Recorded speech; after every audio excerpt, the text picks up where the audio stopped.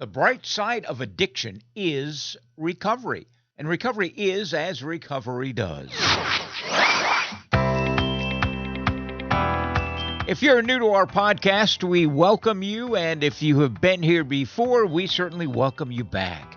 And if you're in recovery or know or love someone who is, or you simply want to know more about the recovery process, or maybe you're a bit concerned about someone you know or love who harmfully is using alcohol or any other drug, this is the podcast for you. We carry the message of hope and the promise of recovery. And a reminder, you can find all of our podcasts at recoverycoasttocoast.org. Recent episodes have featured historic interviews with Betty Ford, actor John Larroquette, astronaut Buzz Aldrin, musician Bonnie Raitt, Brene Brown, Anne Lamott, J.A. Jance, former NFL players Ryan Leaf and Thomas Hollywood Henderson, and a whole bunch more. All interviews are available on our website, plus conversations with everyday people in long-term recovery, carrying the message of hope and the promise of recovery. In this edition of Recovery Coast to Coast, we are going to meet Stephanie, a woman who went from using at a very early age to dealing shortly thereafter. She wound up in jail, where she found what she was looking for: recovery from addiction, long-term recovery. She's been clean and sober now 16 years and now works on the front lines of the war on fentanyl. Here's a quick clip from today's interview. We're on the front lines here and trying to help people with what's going on today, which is fentanyl, that is just taking over our communities. I don't think it matters where you are in the United States or anywhere, it's here. And it's flooded our community. So I work with both men and women. Some of these patients I've worked with for years. This is the worst thing I've seen since I've been in recovery. And even when I was in addiction myself, I've never seen anything like what we're experiencing now. My conversation with Stephanie Watts is coming right up, and later in the podcast, we'll hear from actress Ali McGraw, who shares her thoughts on freedom. I'm Neil Scott, host of Recovery Coast to Coast. Thank you so much for being here, for listening. There are a lot of podcasts about recovery out there, a lot of them pretty good ones, too. I appreciate you listening to ours. Our website, by the way, is recoverycoasttocoast.org. Following 17 years of nightly broadcasting on iHeartRadio in Seattle, our podcast features interviews with everyday people in recovery, as well as clinicians, authors, recovering celebrities, all who offer the promise of hope and the reality of recovery, plus well-vetted resources for individuals and families and friends. And we invite you to enjoy it and to share it with your friends as well. Recovery is an American way of life. A reminder, our email address, if you'd like to get in touch, we'd love to hear from you, recoverycoasttocoast@comcast.net. Recovery Coast to Coast is supported by Sundown M Ranch. That's one of America's oldest, least expensive, and most successful treatment programs. You know, there are so many men and women who, in the last few months, have said, I'll do something about my drinking after the holidays, or I'll deal with my drug problems after the holidays. Well, here we are, folks, after the holidays, with an opportunity to do what needs to be done. And my recommendation would be to do your research, to find the right fit for addiction treatment. All treatment centers are not created equal. Do your research, be careful, and in your research, be sure that the staff that you're considering is well-trained and have been together a long time. That means that they believe in their program. And find a treatment program that has been treating individuals and families for a long time, that have a good track record. I know when I'm asked where to take someone who is in the throes of addiction, I suggest they check out Sundown M Ranch. Now, they've been treating addictive disease for over 55 years. In fact, coming up later this year, it'll be 56 years. Their staff's top-notch, and they are members of NAATP, the National Association of Addiction Treatment Providers. That's a national organization that provides leadership, advocacy, training, and member support services to ensure the equitable availability and the highest quality of addiction treatment. They have a rigid code of ethics, by the way, which is tremendously important.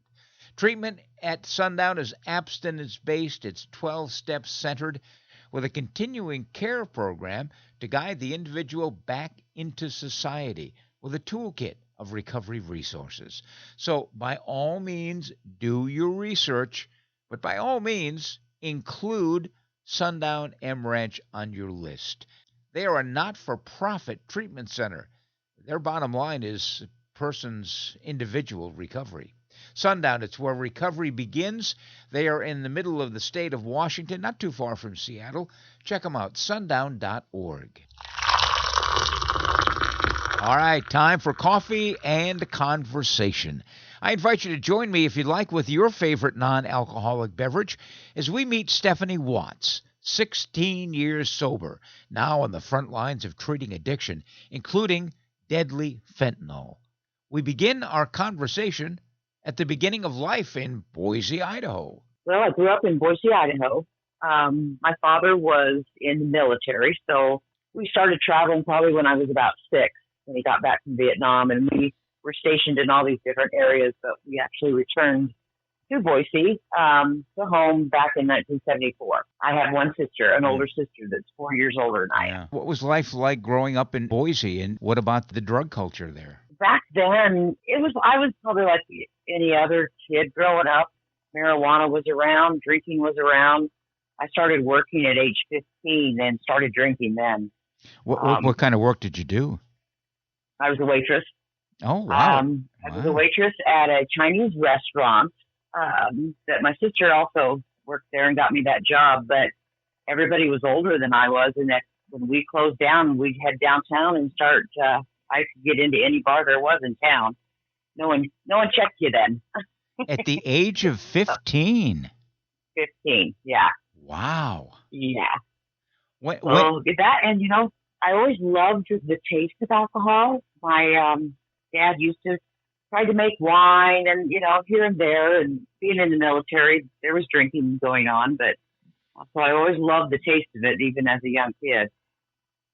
When did it become a problem? I think I was pretty normal, like most kids growing up in, high school, right out of high school.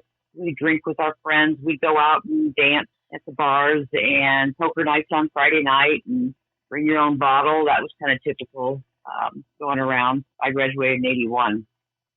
Poker nights were one of those get-togethers that we had that people would start bringing other things. So I was introduced to cocaine at that time. How old were you? That was just out of high school, so just 17. 17, cocaine was introduced. A couple of years later, then it was methamphetamines was introduced, brought into the group. So that was pretty much my downfall. As soon as I started using methamphetamines, I was off and running. Did anybody ever try to say, Stephanie, you need to do something about your problem here? Well, I was really good at hiding it. I hid my addiction.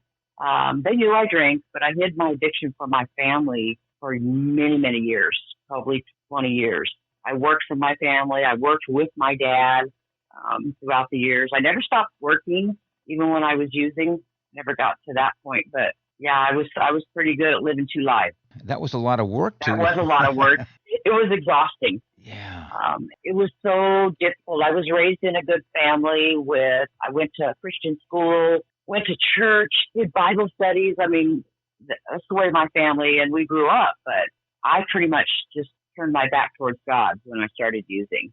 How bad did it get? It got pretty bad. So I would say it progressed just small amounts, weekend times, and then before I knew it, I was actually dealing it.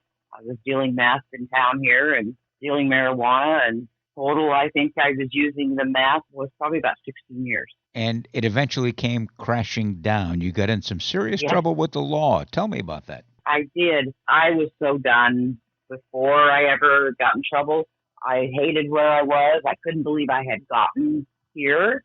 I'd ask myself, how did you do this? How did you get here so fast? I finally surrendered, and I said, okay, God, I need help, and I can't do this on my own.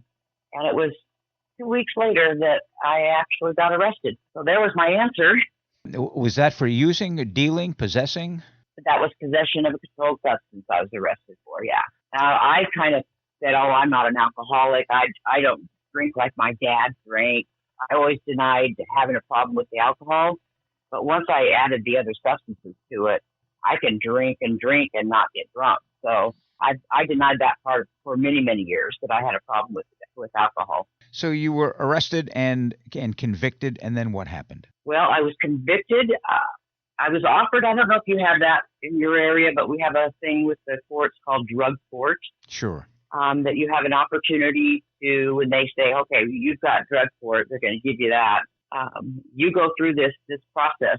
It could take 2 to 3 years to do it. And if you pass it, then we won't charge you. We will take that felony off your record. I was in drug court one day and still kind of, breaking rules here and there. I was not doing what I was supposed to be doing, and I was still drinking all the way up until the first day of drug court. Ended up getting arrested that day, that evening, in the possession of a firearm, which is a gun I had. Long story short, I got thrown back into jail. And this time they weren't going to let me out for a while. So what happened is they kicked me out of drug court and said, okay, now we're going to sentence you on your original charge of possession. They were threatening prison. I was a mess in jail. I wasn't handling things well at all. I'm 44 years old, never been in trouble with the law, and I'm sitting in jail and not knowing what's going to happen. I met a gal there at the jail that had been in AA. Her sponsor actually sent information, mailed it to her, so we could actually start working on our steps. So I started step work when I was in jail. What was that whole jail experience like for you? It was awful. I think the biggest thing that was impressed on me was the revolving door that was going on in the jail. When people would come in and everybody knew who they were, and it was just this drug world going on in Boise that I didn't realize was as big as it was. I was like, I don't belong here. I don't want to be here. And scared to death at the same time because I didn't know where I was going from there. The women's prison was in Pocatello, which is like 4 hours away from Boise. And my stories are all about surrender for me.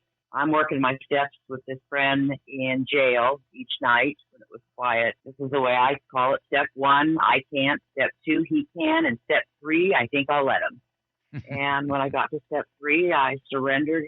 And I said, okay, God, wherever I'm going, I know this is where you want me to be. I know this is your plan. And I immediately had this peace that came over me, and I knew that everything was going to be okay at that point. How much time were you serving? Well, they gave me 1 year fixed and 4 indeterminate. So, and then the judge said something like, you're going to go on we call a rider, a 6-month rider. And I didn't know what that was. Basically, it was that I would go to a certain facility for 6 months.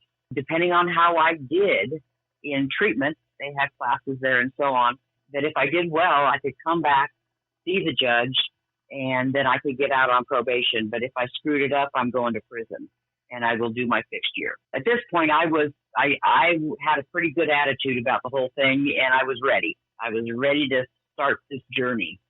I did end up getting that 6-month rider, which happens to be where I met Chicano Don. Wow. He was a teacher and instructor out there at the women's prison. So you went through the 6 months and then went back in front of the judge. What happened then?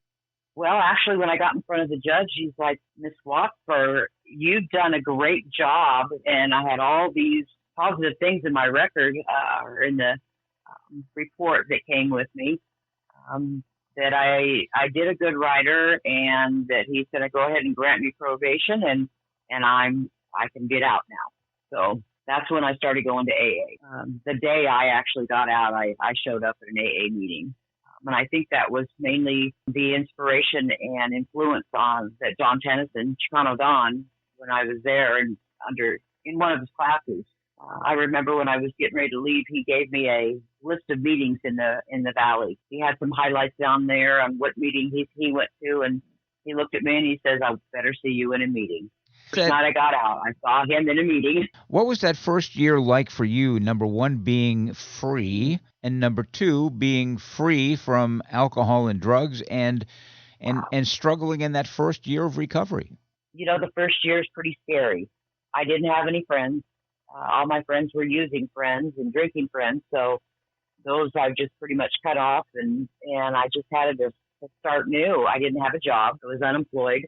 And the only thing that I was doing on a regular basis was going to AA meetings, and they frightened me. I'm not a talker. I'm pretty shy. I was.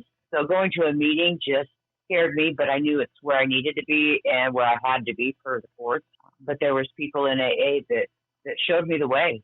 Dawn was one of them that believed in me and voluntold me to participate in all these different things in AA. I think my first job in AA was to make the coffee on Saturday night. So Nice. that kind of broke the ice.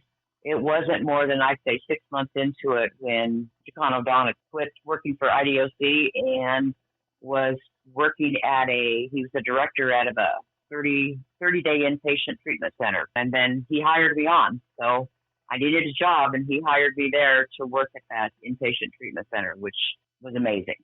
Raise the Bottom is where I work today. So after we worked for this inpatient treatment center, Don hired me to work for another methadone clinic in Ontario, Oregon, with the idea that we were going to close that facility down and then open back up in Boise. So I'm just a secretary there working with Don, and we closed it down, sent all of our patients either to another clinic or switched them over to Suboxone, or they did detoxes and tapered down off the methadone. So put everything in storage, and a couple months later, I guess the company called Don and said, hey, we've changed our minds.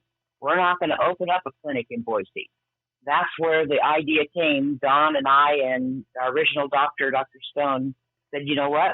We need to do this ourselves. So that's when we opened up Raise the Bottom, which was March 15th of 2010 is when we opened the doors. And that's still going strong. That is still going strong. Yes, I started out there as just the front girl, greeting the people, scheduling their appointments, checking them in. Everything was done by hand back then. And Don was there every day when we were doing intakes. And the need for this in Boise was, there was only one other clinic in town. So it's been pretty much of not a difficult, but a serious journey that we've been going through in Raise the Bottom. Now, Raise the Bottom was that's Don's name that he had for a company when he did counseling on the side. So that's the name that we kept. I wanted to go deeper with people at Raise the Bottom instead of just being that front girl and doing the intakes. And, I just loved it. I love the people. I love to see the miracles happen with a lot of encouragement from other counselors there and Don telling me, you need to go back to school. You need to become a counselor.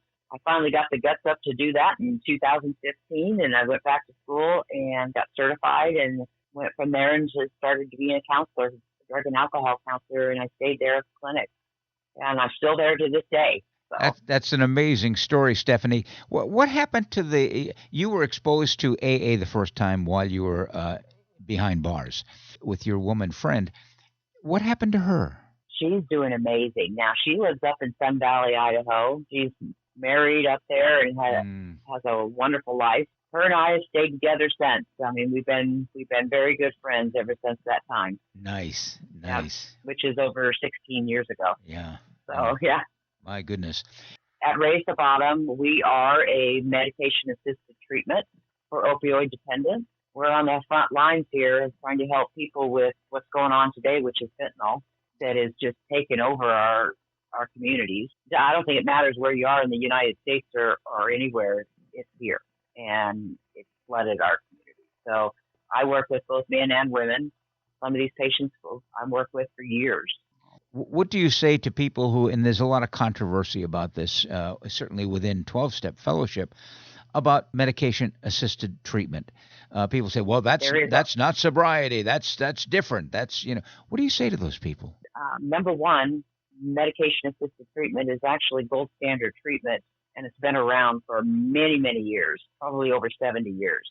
But I can see how some people, you're just trading one for the other, and yes, you're not sober or you're not clean. But when these people come in, and most of us AAers don't know a lot about opiates or pain medication. Some do. But the problem with those, unlike any other drug out there or alcohol or anything, is that when they stop taking those pain medications, they go into a physical withdrawal. And that physical withdrawal is so extreme that the only way they can feel better is to use again.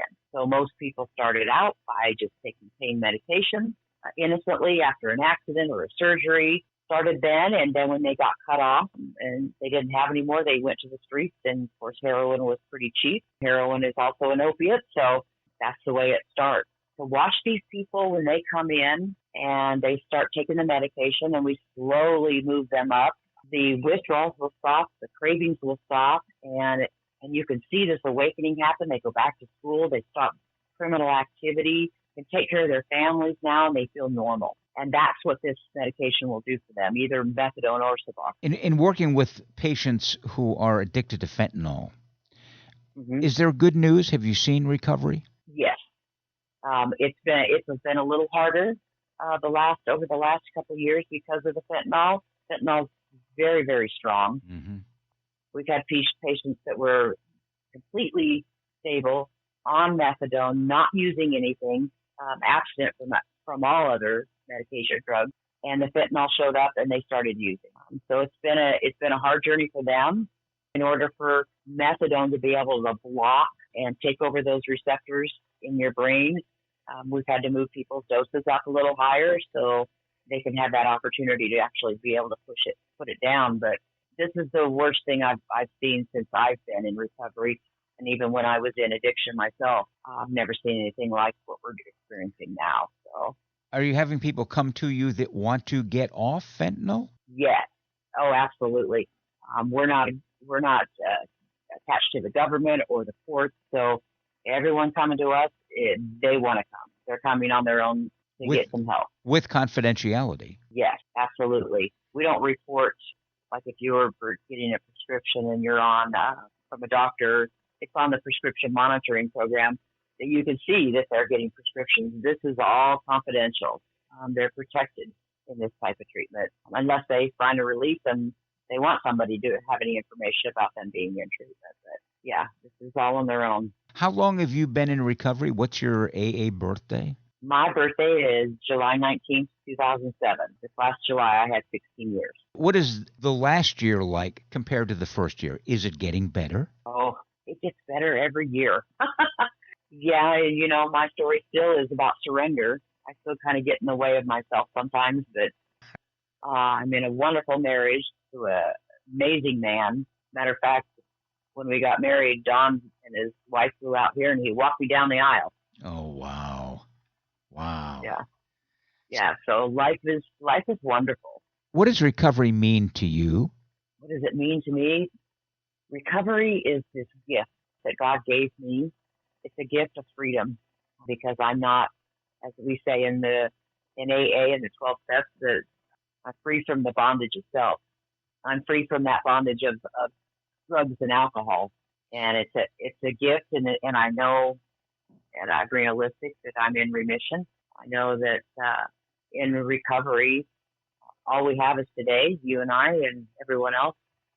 Doesn't matter how many years we have in recovery, we can still get jammed up over things. So I know I need to be vigilant, and recovery needs to be Ashley's my number 2 priority. God's 1, and number 2 is my sobriety. I believe God actually brought me to AA, and then AA brought me back to God. There are no coincidences. There are God incidences. Yes. God appointments, God shots. Yes. What do you say to people who've tried and have not been able to succeed in attaining long-term recovery? What do you say to them? Not to give up, and stay in the room, get in the middle of the pack. If you're going to any type of 12-step meetings, don't stay on the outside. I was always told to do that, is get in the middle, so you don't get kicked off. But there's people in those rooms that'll take and walk you through these steps. They'll show you the way. You just got to believe in yourself and not give up on something like that. We all deserve recovery. I appreciate you sharing your story of experience lots and lots of strength and some good solid hope as well from the early days inside the joint, learning about the 12 steps, following through when you got out, and then taking it one step further in terms of helping others to find what you have found. Yes. Recovery is living proof. You, Stephanie, are living proof. And I thank you for sharing your story. Well, thank you for having me. I hope you've enjoyed my interview with Stephanie Watts. Her story is certainly inspirational. She's a great woman. I hope you enjoyed it. By the way, I want to remind listeners of this podcast that if you would like to tell your story of recovery, regardless of the path that you've chosen, and as long as you've been in continuous recovery for at least a year or more, drop us a note at recoverycoasttocoast@comcast.net. Coming up next, actress Ali McGraw. She's going to reflect on freedom. She has always been your baby, but when your daughter got into drugs and alcohol, she turned into a stranger. What do you do? Where do you turn? Contact Sundown M Ranch. Sundown's nationally recognized youth treatment program guides young people back to a life free of drugs and alcohol. All treatment is gender-specific and directed by caring certified professionals in a safe environment. You can get your daughter back and get to know her again. Go to www.sundown.org to learn more. And now, as promised, some thoughts on freedom by award-winning actress and a woman in long-term recovery, Ali McGraw. More often than not, we blamed others for our lack of personal freedom. We thought, if only he would stop needing me so much. If only she would let me do what I want. If only they would leave me alone. Ultimately, we had to admit that the restrictions and emotional burdens placed on us by others were far less confining than those we placed on ourselves. It was our preoccupation with self that kept us in bondage. Because of our drive for perfection, for example, we set unattainable goals and remained in servitude to them. Even when we completed a task, we couldn't be free of it. Moreover, our painful self-consciousness often prevented us from seeing things accurately, from thinking clearly and acting spontaneously. Perhaps the most unyielding restraint of all was the way we obsessively focused on our every desire, feeling, symptom, scheme. We found freedom from the bondage of self through spiritual growth. Our limited objectives began to mean less and less to us, while God's will began to mean more and more. We began to understand that we could be far happier by serving others, and thus serving God, than by thinking only of ourselves. Thought for today. By moving towards spiritual objectives, I become free of the bondage of self. Well, that wraps up this edition of Recovery Coast to Coast, the national podcast. If you've enjoyed our podcast, please share it with others via social media or simply by telling someone about it. You can find all of our podcasts at recoverycoasttocoast.org. If you'd like to get in touch, email is recoverycoasttocoast@comcast.net. And also, please hit the subscribe or follow button. That's free, and you'll be notified the next time we publish a podcast. Remember, if you know someone who is experiencing problems with alcohol or any other drug, here's a 24-hour national helpline that offers free information and confidential treatment referrals. Spanish-speaking individuals are available as well. The number is pretty easy to remember, 1-800-622-HELP, 622-HELP. And we encourage you to check out findsupport.gov. It's a fairly new website designed for individuals and families and friends, and you'll find information on how to pay for treatment, including low-cost and, in some cases, free treatment options. Find health care support there as well, how to help someone else who's having a problem, or find help for yourself. It's all in one place at findsupport.gov. And join us next time for America's Voice for Recovery, Recovery Coast to Coast, the national podcast. And another shout out to our sponsoring organization, Sundown M Ranch, where recovery begins, sundown.org. I'm Neil Scott, reminding you to stay healthy, live in gratitude, and be kind to others. Remember, the bright side of addiction is recovery. Pass it on.